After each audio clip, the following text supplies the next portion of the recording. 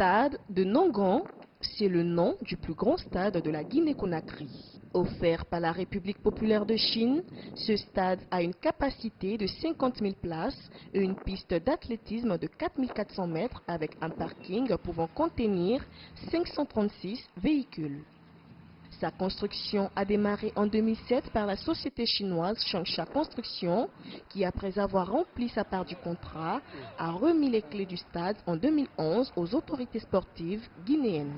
Il revenait ensuite à la Guinée de mettre la clôture et finaliser le chantier, un défi qui a finalement pu être relevé après 8 ans. Aujourd'hui, on a réussi à faire le tunnel d'entrée, on a réussi à faire les vestiaires et on a réussi à faire les chaises qu'on a mises sur la tribune.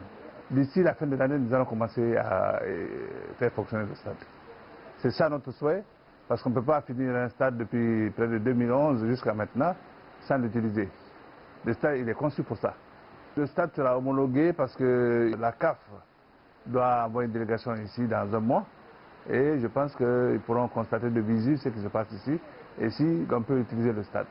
Situé dans la banlieue ouest de la capitale Conakry, le stade de Nongon vient combler le déficit de place de l'ancien stade du 28 septembre de Conakry, âgé de plus d'un demi-siècle. Pour ce qui concerne le stade de Nongon, je sais quand même que ça pourrait avoir une portée très importante parce que le seul stade opérationnel aujourd'hui en Guinée, le stade du 28 septembre de Conakry, ne répond plus aux normes internationales.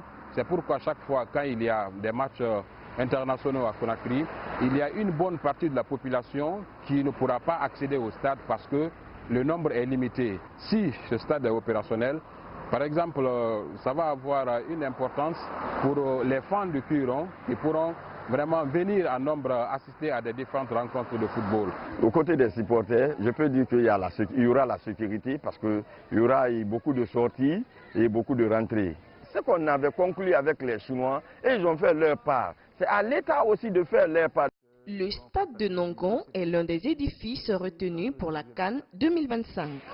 En attendant son inauguration prévue en fin 2019, il a accueilli jusqu'à ce jour certaines activités sportives et culturelles telles que le tournoi ouest-africain d'athlétisme en 2017, des cérémonies de remise de diplômes, des ateliers de formation et d'autres activités similaires.